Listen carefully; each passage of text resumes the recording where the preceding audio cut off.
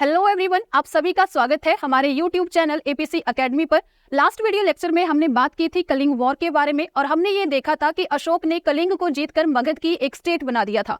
आज हम बात करेंगे कि कलिंग वॉर के बाद अशोक की लाइफ में कौन कौन से चेंजेस आए थे। तो चलिए स्टार्ट करते हैं। अगर हम बात करें कलिंग वॉर से पहले वाले अशोक के बारे में, तो अशोक जो था पहले ब्राह्मण धर्म को फॉलो किया करता था, लेकिन कलिंग वॉर के बाद ही उसने बौद्ध धर्म को अडॉप्ट किया है। कल्हड़ ने अपनी राजतरंगिणी में ये बात मेंशन की है कि कलिंग वॉर से पहले अशोक शिव का उपासक था, शिव को मानता था, लेकिन कलिंग के बाद ही उसने बौद्ध धर्म को अडॉप्ट किया था। अब यहाँ से जो क्वेश्चन बनता है वो इस तरह से रहता है कि हमारे पास कौन से सोर्स है जहां पर यह बताया गया है कि अशोक को बौद्ध धर्म में दीक्षित किसने किया है। तो अगर हम बात करें कि किसने अशोक को बौद्ध धर्म में दीक्षित किया, तो सबसे पहले नाम आएगा यहाँ पर निर्ग्रोध का। निर्ग्रोध जो कि 7 साल का एक भिक्षु था। तो सिहली ग्रंथों दीपवंश और महावंश ये दोनों बौद्ध धर्म से रिलेटेड बुक्स रहती है, जिनको हम सिहली अनुश्रुतियां भी बोलते हैं। तो इन दोनों ग्रंथों और साथ ही एक और बुक है हमारे पास सामंत पासादी का।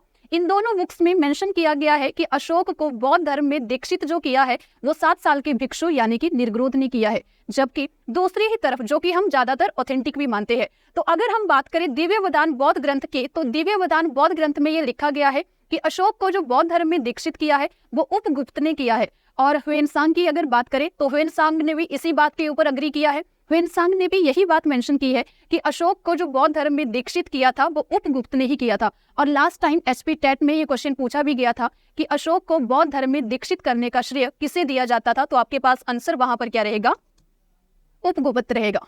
ठीक है। इसके अलावा बौद्ध धर्म को अडॉप्ट करने के बाद अशोक की लाइफ जो थी वो पूरी तरह से चेंज हो गई थी। पहले वाला अशोक जिसे शिकार करना बहुत पसंद था, जिसे बिहार यात्राओं पर जाना बहुत पसंद था, अब उसने ये सारी चीजों को पूरी तरह से छोड़ दिया। अब उसने क्या किया, अब अशोक ने बिहार यात्राओं के स्थान पर धम्म यात्राएं शुरू कर दी। धम्म यात्राओं का मतलब यहाँ पर क्या है कि अशोक उन स्थानों की यात्रा किया करता था जो कि धर्म से जुड़े हुए थे। तो अब हम कुछ ऐसे ही स्थानों के बारे में बात करेंगे जहां की अशोक ने यात्रा की थी, और ये बात जो है अशोक ने खुद अपने अभिलेखों में मेंशन भी करवाई है। जैसे कि अगर हम बात करें अशोक के 8वें शिलालेख के बारे में, तो अशोक के 8वें शिलालेख में लिखा गया है कि अशोक ने राज्याभिषेक के 10वें वर्ष में यात्रा की थी संबोधि की। अब संबोधि किसे बोला गया है, संबोधि बोला गया है बोध गया को, जहां पर महात्मा बुद्ध को ज्ञान की प्राप्ति हुई थी। तो बोध गया को भी बोध गया तब बोला गया जब वहां पर महात्मा बुद्ध को ज्ञान की प्राप्ति हुई थी। अदरवाइज इस बोध गया का नाम क्या था, तो बोध गया को ही क्या बोलते हैं, उरु बेला भी बोलते हैं। और ये जगह कहाँ पर है, तो ये जगह है बिहार में। तो राज्याभिषेक के 10वें वर्ष में अशोक ने कहाँ की यात्रा की है, बोध गया की, जहां पर महात्मा बुद्ध को ज्ञान प्राप्त हुआ था। इसके अलावा काफी इंपॉर्टेंट हमारे पास रहता है रोमनदेही का अभिलेख। रोमनदेही अभिलेख में ये बात मेंशन की गई है कि अशोक ने राज्याभिषेक के 20वें वर्ष में लुम्बिनी की यात्रा की। अब लुम्बिनी की यात्रा पर क्यों गया अशोक, क्योंकि इसी स्थान पर महात्मा बुद्ध का जन्म हुआ था। अब हम बात करेंगे रोमनदेही के स्तंभ अभिलेख से रिलेटेड कुछ एक इंपॉर्टेंट पॉइंट्स के बारे में। जैसे कि अगर आपसे पूछा जाए कि अशोक का सबसे छोटा अभिलेख कौन सा है, तो अशोक का सबसे छोटा अभिलेख कौन सा माना जाता है, ये रोमनदेही का अभिलेख माना जाता है। फिर इसी अभिलेख में ये बात मेंशन की गई है कि जब अशोक लुम्बिनी की यात्रा पर गया था तो उसने 2 काम किए वहां पर। एक तो उसने लुम्बिनी को धार्मिक कर से मुक्त कर दिया कि यहाँ के लोगों से किसी भी तरह का धार्मिक कर नहीं लिया जाएगा। क्यों नहीं लिया जाएगा, क्योंकि लुम्बिनी जो है वो धर्म से जुड़ा हुआ स्थान है, महात्मा बुद्ध का जन्म यहाँ पर हुआ है। दूसरा काम अशोक ने क्या किया कि लुम्बिनी में जो भूमि कर की दर हुआ करती थी उसको भी घटा दिया।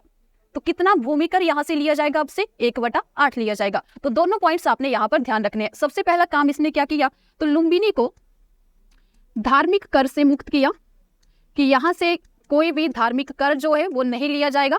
दूसरा, यहाँ पर भू राजस्व कितना फिक्स कर दिया, या भू राजस्व की दर घटा के कितने की, 1/8 की। अदरवाइज अगर हम बात करें मौर्य शासकों के बारे में, तो वो कितना टैक्स लेते थे, धर्मशास्त्रों के अनुसार टैक्स लिया है मौर्य वंश के राजाओं ने। मौर्य वंश के राजा जो थे वो 1/6 टैक्स लेते थे, लेकिन यहाँ पर उन्होंने क्या किया, अशोक ने क्या किया, भूमि कर की दर को घटाकर 1/8 कर दिया। अब यहाँ पर आप देखिए, चाहे वो लुम्बिनी को धार्मिक कर से मुक्त करना हो, चाहे वो भू राजस्व की दर को घटाकर 1/8 करना हो, टैक्स यानी कि हमारी इकोनॉमी से रिलेटेड है। तो ये जो अशोक का रोमनदेही का अभिलेख है, ये एकमात्र ऐसा अभिलेख माना जाता है जिसका विषय आर्थिक रहेगा। तो अगर आपसे पूछा जाए कि अशोक का वो कौन सा अभिलेख है जो कि इकोनॉमी से रिलेटेड है, तो वो कौन सा रहेगा, यहाँ पर रोमनदेही का अभिलेख रहेगा। तो आपने यहाँ पर पॉइंट क्या ऐड करना है कि एकमात्र ऐसा अभिलेख जिसका विषय आर्थिक रहेगा। ठीक है।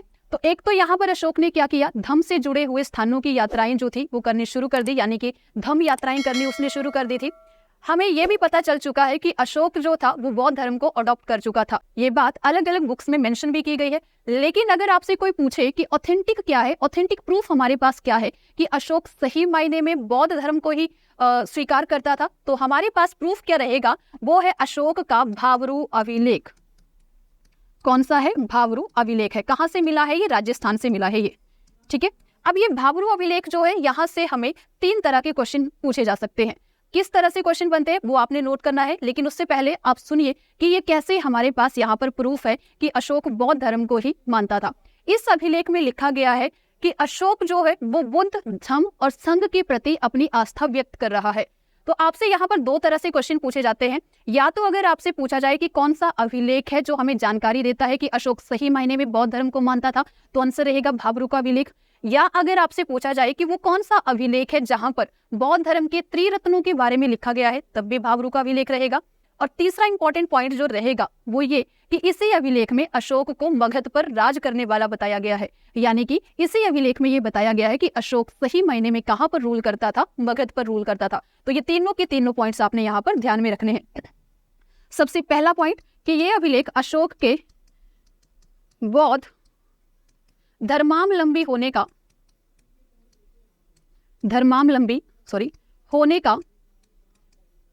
प्रमाण है हमारे पास। दूसरा आपने ध्यान रखना है कि इसी में बौद्ध धर्म के त्रिरत्न का उल्लेख किया गया है। और बौद्ध धर्म के त्रिरत्न कौन से है? बुद्ध धम्म और संघ। ये तीनों लिखे गए हैं अशोक के भावरू अभिलेख में। और तीसरी चीज जो आप लोगों को यहाँ पर याद रखनी है वो ये कि इसी अभिलेख में अशोक को क्या बोला गया है? मगधाधिराज, यानी कि मगध पर राज करने वाला बताया गया है। तो अशोक को कौन से अभिलेख में मगधाधिराज बताया गया है, तो आपने ध्यान रखना है वो बात कहां पर मेंशन की गई है, तो भावरू अभिलेख में। और ये तीनों के तीनों पॉइंट्स जो है वो काफी इंपॉर्टेंट रहते हैं एग्जाम्स के लिए, ठीक है। नेक्स्ट हम बात करेंगे, अब यहाँ से एक बहुत ही कॉमन सा क्वेश्चन है जो कि बहुत बार एग्जाम में पूछा भी जाता है कि अशोक ने श्रीलंका में बौद्ध धर्म का प्रचार प्रसार करने के लिए किसे भेजा था। तो हम आंसर करते हैं कि अशोक ने श्रीलंका में बौद्ध धर्म का प्रचार प्रसार करने के लिए अपने बेटे महेंद्र और बेटी संघमित्रा को भेजा था। तो अगर हम बात करें अशोक की, तो अशोक ने धर्म का प्रचार करने के लिए अलग अलग क्षेत्रों में अलग अलग लोगों को भेजा है।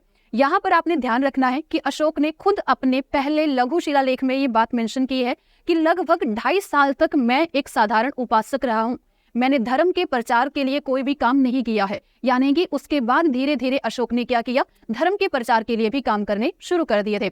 अब यहाँ से जो क्वेश्चन पूछा जाता है वो अक्सर इसी तरह से रहता है कि अशोक ने बौद्ध धर्म का प्रचार करने के लिए कहाँ पर किसे भेजा है।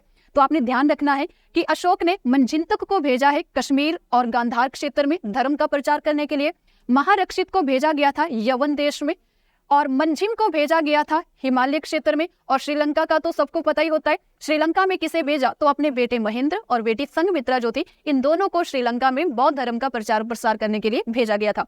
इसके अलावा महादेव को भेजा गया था महिष मंडल, यानी कि जो आपका मैसूर वाला इलाका है वहां पर। और महाधर्म रक्षित को कहां पर भेजा गया था? तो इनको भेजा गया था महाराष्ट्र में धर्म का प्रचार करने के लिए। यहाँ पर मेन चीज जो आप लोगों को ध्यान में रखनी है वो यही कि कहां पर धर्म का प्रचार करने के लिए किसे भेजा था? अशोक ने, ठीक है। नेक्स्ट और एक काफी इंपॉर्टेंट पॉइंट जो आप लोगों को ध्यान में रखना है वो ये, सबको पता होता है कि बौद्ध धर्म की 4 संगीतियां हुई है और ये चारों संगीतियां जो है वो अलग अलग राजाओं के टाइम पर हुई है। लेकिन यहाँ पर एक बौद्ध संगीति ऐसी थी जो कि हुई है अशोक के टाइम पर, तो उस बौद्ध संगीति के बारे में आप लोगों को पता होना चाहिए। अब ये जो थर्ड बौद्ध संगीति हुई है ना, ये हुई है कहाँ पर? तो थर्ड बौद्ध संगीति के बारे में आपने ध्यान रखना है, ये हुई है पाटलिपुत्र में। और पाटलिपुत्र में भी पूछा जाए कहाँ पर, तो ये हुई है अशोकाराम बिहार में, अशोकाराम बिहार में, ठीक है। इस थर्ड संगीति के जो अध्यक्ष थे वो मोगलीपुत्र तिस हुआ करते थे, उन्हीं के प्रभाव से अशोक ने बौद्ध धर्म को ग्रहण किया था।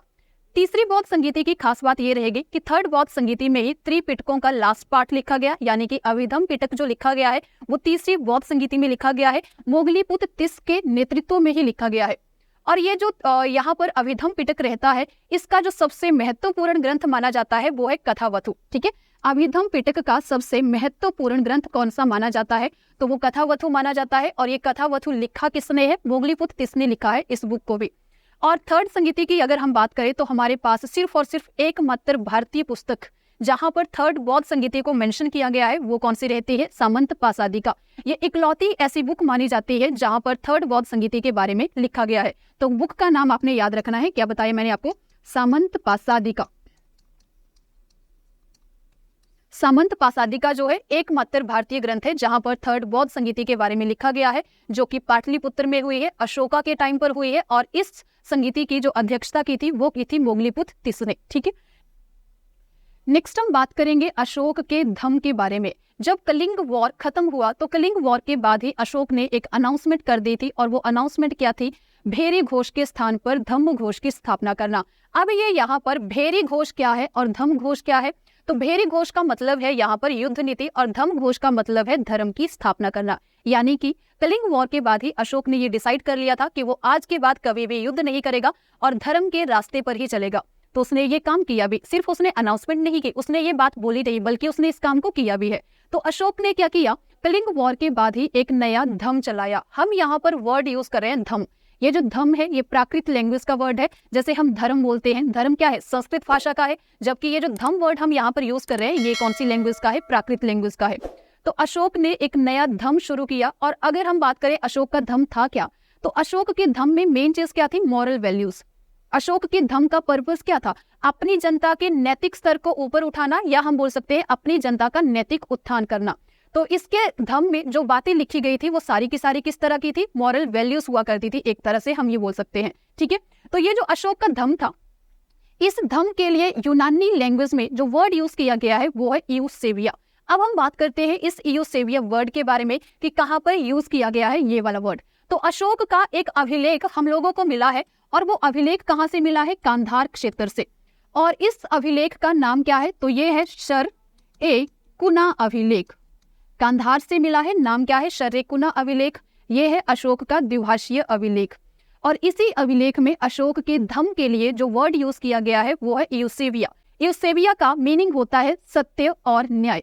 ठीक है, तो आपने ध्यान रखना है कहाँ पर ये वर्ड यूज किया गया है? तो शर-ए-कुना अभिलेख में। इसी अभिलेख में एक और बात मेंशन की गई है कि अशोक के धम्म का प्रभाव जो था वो शिकारियों और मछुआरों पर भी पड़ा था, यानी कि उन लोगों ने भी अपना ये काम करना जो था वो बंद कर दिया था। तो अगर आपसे पूछा जाए कि वो कौन सा अभिलेख है जहां पर ये बात मेंशन की गई है कि अशोक के धम्म का प्रभाव शिकारियों पर और मछुआरों पर भी पड़ा है, तो आंसर क्या रहेगा? शर-ए-कुना अभिलेख, जो कि हमें कहां से मिला है? गांधार क्षेत्र से मिला हुआ है। नेक्स्ट हम बात करते हैं, देखो अशोक जो था डेफिनेटली उसने बौद्ध धर्म को ग्रहण कर लिया था, लेकिन अशोक के अभिलेखों में हमें बौद्ध धर्म के सिद्धांत कहीं भी दिखाई नहीं पड़े। बौद्ध धर्म के सिद्धांत हो गए जैसे कि अष्टांग मार्ग हो गया, 4 आर्य सत्य हो गए, या जीवन का अंतिम लक्ष्य निर्वाण हो गया, इस तरह की बातें अशोक के अभिलेखों में कहीं भी नहीं लिखी गई है। तो अशोक के अभिलेखों में बौद्ध धर्म के सिद्धांत तो हमें नहीं मिलते हैं, लेकिन हाँ, बौद्ध धर्म का प्रभाव हमें अशोक के धम्म पर जरूर देखने को मिलता है। कैसे मिलता है? क्योंकि अशोक के धम्म की जो डेफिनेशन है, जो परिभाषा है, वो बौद्ध ग्रंथों से ली गई है। तो अगर यहाँ पर पूछा जाए कि अशोक के धम्म की परिभाषा कहाँ से ली गई है, तो अशोक के धम्म की परिभाषा दीर्घ निकाय के सिंगालोवाद सूत से ली गई है। अब ये सिंगालोवाद सूत क्या है? तो सिंगालोवाद सूत में वो सारे उपदेश दिए गए हैं जो कि महात्मा बुद्ध ने एक साधारण उपासक के लिए बताए हैं। क्या है सिंगालोवाद सूत में? वो सारे उपदेश है, वो सारे सिद्धांत है जो कि महात्मा बुद्ध ने एक साधारण उपासक के लिए बताए थे। अब मैंने यहाँ पर वर्ड यूज किया है उपासक। अब ये उपासक किसे बोला जाएगा? उपासक उस व्यक्ति को बोला जाएगा जो अपने गृहस्थ आश्रम में रहते हुए, यानी कि अपने घर परिवार में रहते हुए ही बौद्ध धर्म के नियमों का या सिद्धांतों का पालन करता हो, उसको बोला जाएगा उपासक। यानी कि सिंगालोवाद सूत्र में वो सारे सिद्धांत, वो सारे उपदेश दिए गए हैं जो कि महात्मा बुद्ध ने उपासक के लिए बताए हैं। तो क्या लिखा गया है सिंगालोवाद सूत्र में? जैसे कि सिंगालोवाद सूत्र में जीवन का जो अंतिम लक्ष्य बताया गया है वो स्वर्ग प्राप्ति है, ना कि निर्वाण। तो ठीक उसी तरह से अशोक के धम्म का अंतिम लक्ष्य क्या है? वहां पर भी अंतिम लक्ष्य क्या बताया गया है? स्वर्ग प्राप्ति को ही बताया गया है। तो आपने ध्यान रखना है कि अशोक ने अपने धम्म की परिभाषा कहां से ली है? तो वो ली है सिंगालोवाद सूत्र से। इसके अलावा अशोक दूसरे स्तंभ अभिलेख में क्वेश्चन करता है खुद कि धम्म क्या है, और इस क्वेश्चन का आंसर वो अपने दूसरे और 7वें स्तंभ अभिलेख में खुद करता है। तो क्वेश्चन कहां पर किया? दूसरे स्तंभ अभिलेख में कर दिया कि धम्म क्या है, और इसी का रिप्लाई अशोक कहां पर कर रहा है? दूसरे और 7वें स्तंभ अभिलेख में कर रहा है। तो अशोक ने धम्म किसे बताया है? अशोक ने बोला अल्प पाप, अत्यधिक कल्याण, दयादान, सत्यवादिता, पवित्रता, मृदुता और साधुता। यही क्या है? धम है। अगर आप इन सिद्धांतों को फॉलो कर रहे हैं तो यही क्या है? धम है। यही क्या है? धर्म है। इसके अलावा अशोक के अगर धम की हम लोग बात करें तो कुछ मॉरल वैल्यूज इस तरह की भी मेंशन की गई थी, जैसे कि बच्चों से अच्छी तरह से बात करनी है, दासों से, श्रमिकों से अच्छा व्यवहार करना है, बड़ों का सम्मान करना है, गुरुजनों का सम्मान करना है। इस तरह की बातें भी अशोक के धम्म में मेंशन की गई थी। इसीलिए तो हम क्या बोलते हैं कि अशोक का जो धम्म था वो पूरी तरह से नैतिक सिद्धांतों पर आधारित था। और अशोक के धम्म का उद्देश्य भी क्या था? अपनी प्रजा के नैतिक स्तर को और ऊपर उठाना। और अगर हम बात करें अशोक के इस धम्म के बारे में तो अशोक के धम्म को ही फ्लीट ने क्या कहा है? तो अशोक के धम्म को फ्लीट ने कहा है राजधर्म। अशोक के धम्म को फ्लीट ने क्या कहा है? राजधर्म कहा है, राजधर्म कहा है। जबकि बहुत ही फेमस हिस्टोरियन है, नाम है उनका रोमिला थापर। रोमिला थापर जो है, इन्होंने अशोक के धम्म को क्या कहा है? अशोक का स्वयं का आविष्कार कहा है। ठीक है, तो धम्म को क्या कहा है? अशोक का स्वयं का आविष्कार कहा है। तो ये कुछ एक इंपॉर्टेंट बातें हैं जो कि आपको अशोक के धम्म के बारे में यहाँ पर याद रखनी है। अब यहाँ पर आप देखिए, ऐसा नहीं है कि अशोक ने धम्म शुरू कर दिया बस इतना सा ही था, नहीं। अशोक ने इस धम्म का प्रचार प्रसार करने के लिए भी काफी सारे काम किए हैं। अशोक की विश्व प्रसिद्धि का एक बहुत ही महत्वपूर्ण कारण जो था वो उसका धम्म भी था। और इसी धम्म की वजह से अशोक ने एशिया के बहुत सारे देशों को भारत के साथ भी जोड़ा था। तो अब अगर हम बात करें कि किस तरह से अशोक ने अपने धम्म का प्रचार किया, तो कहते हैं कि अशोक ने ये इंस्ट्रक्शन देके रखे थे कि हमारे धम्म का प्रचार सिर्फ हमारे साम्राज्य में नहीं होना चाहिए, बल्कि जहां जहां तक आप पहुंच सकते हैं, जहां जहां तक आप धम्म को पहुंचा सकते हैं, वहां तक आप इस धम्म के सिद्धांतों को पहुंचाइए। तो ऐसा नहीं था कि सिर्फ और सिर्फ अशोक के साम्राज्य तक ही इस धम्म का प्रचार किया जाता था, बिल्कुल भी नहीं। बाकी क्षेत्रों में भी जो अशोक के अधीन नहीं थे वहां पर भी अशोक के धम्म का प्रचार किया जाता था। और धम्म का प्रचार करने के लिए ही अशोक ने अधिकारियों की नियुक्ति भी की थी। तो कौन से अधिकारी थे? तो आपने ध्यान रखना है कि अशोक ने यहाँ पर धम्म महामात्र नाम के अधिकारियों की नियुक्ति की थी। यहाँ से एक बहुत इंपॉर्टेंट क्वेश्चन बनता है कि वो कौन सा शिलालेख है जो कि धम्म महामात्रों की नियुक्ति के बारे में हमें बताता है। तो आपने ध्यान रखना है कि अशोक के 5वें शिलालेख से हमें क्या पता चलता है? धम्म महामात्रों की नियुक्ति के बारे में पता चलता है। तो आपने यहाँ पर ध्यान रखना है कि धम्म महामात्रों की नियुक्ति के बारे में हमें कहां से पता चलता है? तो इस बात की जानकारी हमें मिलती है 5वें शिलालेख से। ठीक है, इसके अलावा अशोक ने और अधिकारी कौन कौन से नियुक्त किए थे? तो एक है युक्त, रज्जुक और प्रादेशिक। इन 3 अधिकारियों की नियुक्ति जो की गई थी वो भी अशोक के द्वारा ही की गई थी। और इन्हीं अधिकारियों को अशोक ने क्या काम दिया था कि आपने अनुसंयान पर जाना है। अब ये अनुसंयान क्या होता है? अनुसंयान बोला जाता है धर्म के प्रचार के लिए एक तरह का प्रशासनिक दौरा। यानी कि इन लोगों का मेन काम क्या होगा? अलग अलग क्षेत्र में जाकर धर्म का प्रचार करना। ठीक है, और जाकर ये भी चेक करते थे कि क्या लोग जो है वो अशोक के धम्म के नियमों का पालन कर रहे हैं या नहीं कर रहे हैं। तो 2 काम थे मेन इनका, एक तो धर्म का प्रचार करना है जाके, और दूसरा ये भी चेक करते थे कि क्या अशोक के धम्म के नियमों का पालन किया जा रहा है या नहीं किया जा रहा है। अब यहाँ पर देखो, ये जो इन लोगों को ऑर्डर दिया गया है अनुसंयान करने का, वो प्रत्येक 5वें वर्ष में होता था। तो प्रत्येक 5वें वर्ष में अनुसंयान करते थे। लेकिन 2 क्षेत्र ऐसे थे, 2 नगर ऐसे थे जहां पर ये जो अनुसंयान था वो 3रे वर्ष में किया जाता था। तो यहाँ से क्वेश्चन बनता है कि वो कौन से इलाके हैं जहां पर अनुसंयान प्रत्येक 3रे वर्ष में होता था। तो वो 2 क्षेत्र हमारे पास कौन कौन से रहेंगे? एक है तक्षशिला और दूसरा कौन सा था? उज्जैनी। एक था तक्षशिला और दूसरा कौन सा था? उज्जैनी। इन दोनों क्षेत्रों में जो अनुसंयान किया जाता था वो होता था प्रत्येक 3रे वर्ष में। ठीक है, तो आपने ध्यान रखना है कि धम्म महामात्रों की नियुक्ति अशोक ने की है, 5वें शिलालेख से जानकारी मिलती है। फिर अनुसंयान जो होता था वो होता था प्रत्येक 5वें वर्ष में। लेकिन 2 ऐसे क्षेत्र जहां पर प्रत्येक 3रे वर्ष में अनुसंयान किया जाता था, तो वो रहेगा यहाँ पर उज्जैनी और दूसरी है तक्षशिला। इसके अलावा मैंने आप लोगों को बताया थोड़ी ही देर पहले कि अशोक जो था उसने पूरी तरह से बिहार यात्राओं को बंद कर दिया था। बिहार यात्राएं क्या होती है? जब अशोक जाता था शिकार वगैरह करने के लिए, तो वो वाला काम अशोक ने पूरी तरह से बंद कर दिया था। बल्कि इसकी जगह पर अशोक क्या करता था? धम्म यात्राएं करता था। और अशोक ने बहुत सारे बौद्ध धर्म से जुड़े हुए स्थानों की यात्राएं भी की है। तो उसने कहाँ कहाँ की यात्राएं की है, इसका सीक्वेंस जो है एक तो स्मिथ ने लिखा है और दूसरा दिव्यवदान बौद्ध ग्रंथ में लिखा गया है। तो यहाँ पर आपने ध्यान रखना है कि धम्म यात्राओं का क्रम जो है वो दिव्यवदान और विंसेंट स्मिथ ने लिखा है। और क्या क्या बताया है उन्होंने? लुम्बिनी गए सबसे पहले, फिर कपिलवस्तु गए हैं, बोध गया गए हैं, सारनाथ गए हैं, श्रावस्ती गए हैं और फिर गए हैं कुशीनगर। लुम्बिनी और कपिलवस्तु महात्मा बुद्ध के जन्म से जुड़े हुए स्थान है। बात करें बोध गया की, तो यहाँ पर महात्मा बुद्ध को ज्ञान की प्राप्ति हुई है। सारनाथ में महात्मा बुद्ध ने अपना पहला उपदेश दिया है। श्रावस्ती क्यों फेमस है? क्योंकि यहीं पर महात्मा बुद्ध ने अपने जीवन के सबसे ज्यादा उपदेश दिए। कौशल की राजधानी हुआ करती थी श्रावस्ती। और लास्ट है हमारे पास कुशीनगर, और कुशीनगर में महात्मा बुद्ध का महापरिनिर्वाण हुआ है। तो इन सारे स्थानों की यात्रा अशोक ने की है, और ये सारी बातों का जिक्र कहां पर किया गया है? दिव्यवदान बौद्ध ग्रंथ में, और साथ ही विंसेंट स्मिथ ने भी ये बात मेंशन की है। तो ये था आज का वीडियो लेक्चर। आई होप आपको ये वीडियो अच्छी लगी होगी। तो लाइक करें, शेयर करें और सब्सक्राइब करें हमारे यूट्यूब चैनल एपीसी अकेडमी को। धन्यवाद।